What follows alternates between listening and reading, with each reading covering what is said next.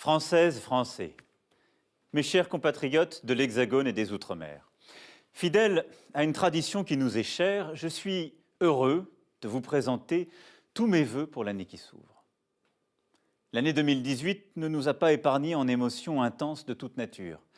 La France a connu de grands moments, des victoires sportives, de grands événements culturels, la célébration du centenaire de l'armistice de 1918, et j'ai porté à cette occasion la voix de la France pour la paix.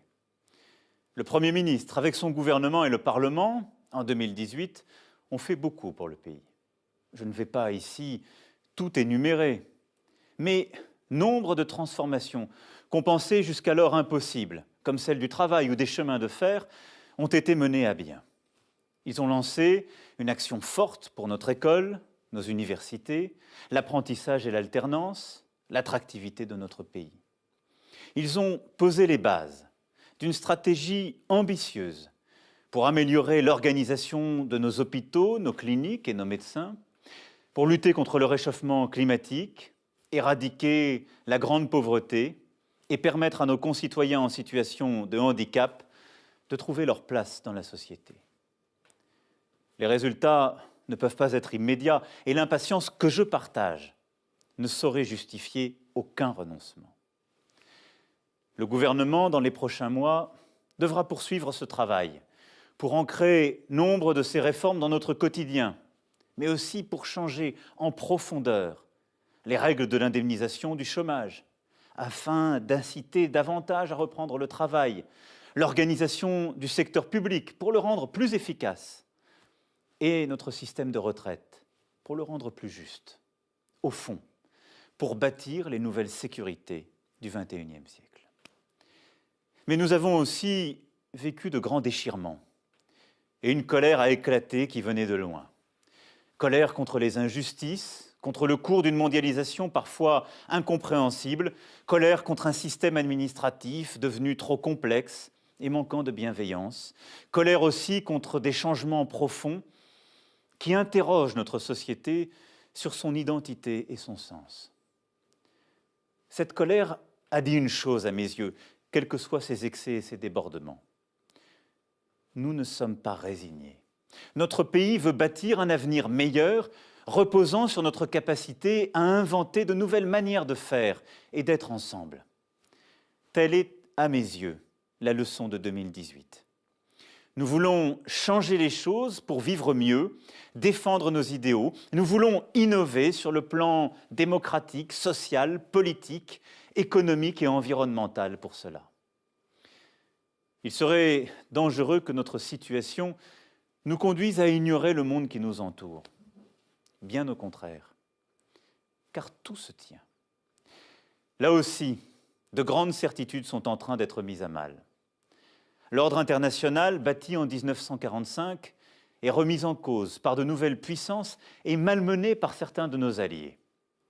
Partout en Europe montent les partis extrémistes, tandis que les interventions de puissances étrangères, étatiques et privées se multiplient. Les grandes migrations nous inquiètent et sont instrumentalisées par les démagogues, alors même qu'il nous faut bâtir aujourd'hui de nouvelles réponses à ce phénomène qui ne cessera pas demain, compte tenu de la démographie mondiale. Les luttes contre le réchauffement climatique et pour la biodiversité sont plus nécessaires que jamais, mais se trouvent entravées. Nous surmonterons ensemble les égoïsmes nationaux, les intérêts particuliers et les obscurantismes. Le terrorisme islamiste continue aussi de sévir. Il change et sur tous les continents se déploie. Il y a quelques semaines à Strasbourg, il a encore frappé, comme il avait frappé à Trèbes et Paris durant l'année qui s'achève. Enfin, des changements technologiques profonds, au premier rang desquels l'intelligence artificielle, transforment rapidement notre manière de nous soigner, nous déplacer, nous former, produire. Vous le voyez. Nous sommes en train de vivre plusieurs bouleversements inédits. Le capitalisme ultralibéral et financier, trop souvent guidé par le court terme et l'avidité de quelques-uns, va vers sa fin. Notre malaise dans la civilisation occidentale et la crise de notre rêve européen sont là. Alors faut-il pour autant s'en désespérer? Je ne le crois pas. C'est un défi immense. Et tout cela est évidemment lié avec le malaise que vit notre pays. Mais précisément, nous avons une place, un rôle à jouer, une vision à proposer. C'est la ligne que je trace depuis le premier jour de mon mandat et que j'entends poursuivre. C'est remettre l'homme au cœur de ce projet contemporain. Cela suppose beaucoup de constance et de détermination. Mais je suis intimement convaincu que nous avons à inventer une réponse, un projet profondément français et européen à ce que nous sommes en train de vivre, chez nous comme au-delà de nos frontières. Il nous faut là aussi prendre, comme nous l'avons toujours fait, toute notre part à la renaissance de notre monde et de notre quotidien. C'est pourquoi, mes chers compatriotes, cette année 2019 est à mes yeux décisive. Et je veux former pour nous 3 vœux. D'abord, un vœu de vérité. Oui, nous souhaiter en 2019 de ne pas oublier qu'on ne bâtit rien sur des mensonges ou des ambiguïtés. Or, je dois bien dire que depuis des années, nous nous sommes installés dans un déni parfois flagrant de réalité. On ne peut pas travailler moins, gagner plus, baisser nos impôts et accroître nos dépenses, ne rien changer à nos habitudes et respirer un air plus pur. Non, il faut tout de même sur ces sujets que nous nous regardions tels que nous sommes et que nous acceptions en face les réalités. Nous vivons dans l'une des plus grandes économies du monde. Nos infrastructures sont parmi les meilleures au monde. On ne paye pas, ou presque, la scolarité de nos enfants. On se soigne à un coût parmi les plus faibles des pays développés pour avoir accès à des médecins d'excellence. Nous dépensons en fonctionnement et en investissement pour notre sphère publique plus que la moitié de ce que nous produisons chaque année. Alors, cessons de nous déconsidérer ou de faire croire que la France serait un pays où les solidarités n'existent pas, où il faudrait dépenser toujours davantage. Nous pouvons faire mieux, et nous devons faire mieux. Nous assurer que nos services publics restent présents partout où nous en avons besoin, que les médecins s'installent où il en manque, dans certaines campagnes, ou dans des villes ou des quartiers où il n'y en a plus, qu'on puisse avoir le téléphone portable ou Internet partout où on vit et travaille, et surtout, qu'on puisse vivre en sécurité et tranquillité partout. J'y veillerai personnellement et chaque jour. Le débat national qui s'ouvre doit nous permettre de parler vrai. Et je vous écrirai dans quelques jours pour vous en préciser les attentes. Mais parler vrai, c'est parler de la réalité. Le vœu de vérité, c'est aussi celui qui doit nous conduire, afin de demeurer une démocratie robuste, à mieux nous protéger des fausses informations, des manipulations et des intoxications. On peut débattre de tout, mais débattre du faux peut nous égarer, surtout lorsque c'est sous l'impulsion d'intérêts particuliers.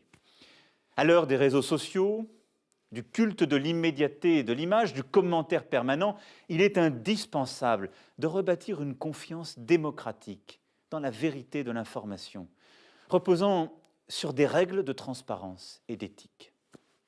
Ce vœu de vérité, c'est au fond un vœu pour tous d'écoute, de dialogue, d'humilité. Il n'y a pas une vérité, je crois même que chacun d'entre nous commence à se fourvoyer dans l'erreur quand nous affirmons les choses sans dialoguer, sans les confronter au réel ou aux arguments des autres. Alors débattons, car de là peut naître une action utile et qui nous unit. Mon deuxième vœu pour 2019 est un vœu de dignité. Je suis profondément convaincu que chaque citoyen est nécessaire pour le projet de la nation. Nombre de nos concitoyens ne se sentent pas respectés, considérés. Ils sentent leur vie comme empêchée. Je pense aux mères de famille élevant seuls leurs enfants et ne parvenant pas à finir le mois. Je pense à nos agriculteurs qui ne veulent que vivre dignement de leur travail, ou à nos retraités modestes qui aident encore leurs enfants et ont à charge leurs parents. Nous avons commencé à leur apporter des réponses, et je sais leur impatience légitime, mais il faudra aller plus loin.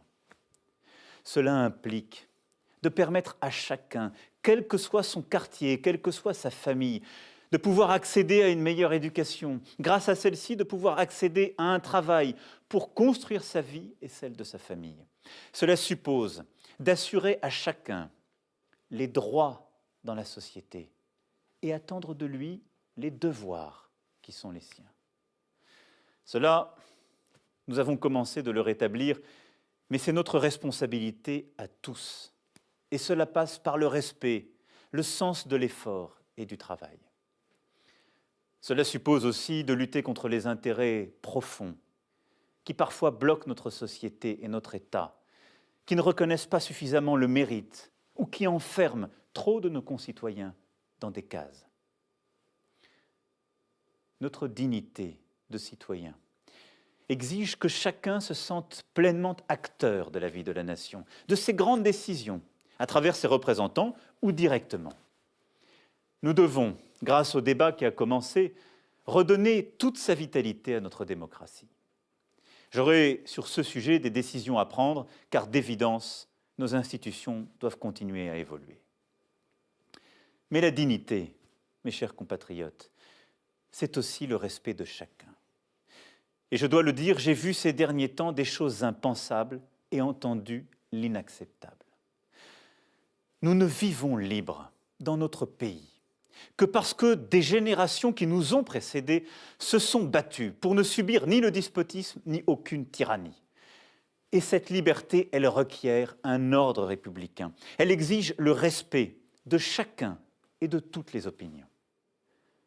Que certains prennent pour prétexte de parler au nom du peuple, mais lequel, d'où, comment, et n'étant en fait que les porte-voix d'une foule haineuse, s'en prennent aux élus, aux forces de l'ordre, aux journalistes, aux juifs, aux étrangers, aux homosexuels. C'est tout simplement la négation de la France. Le peuple est souverain. Il s'exprime lors des élections.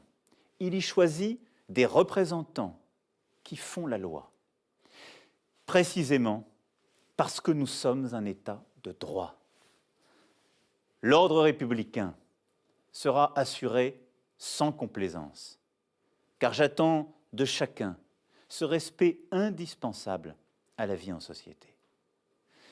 Je veux avoir un mot précisément pour tous ceux qui, au quotidien, permettent à notre République d'œuvrer à la plus grande dignité de chacun.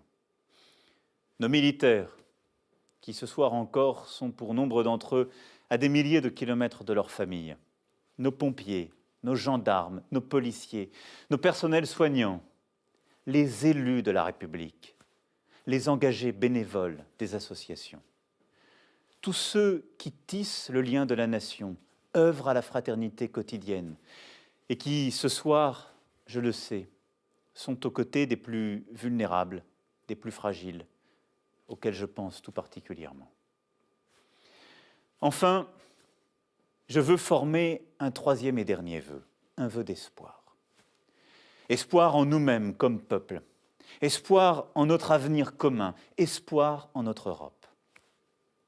Je crois que nous avons en nous une énergie salutaire si nous savons retrouver confiance en nous-mêmes et entre nous.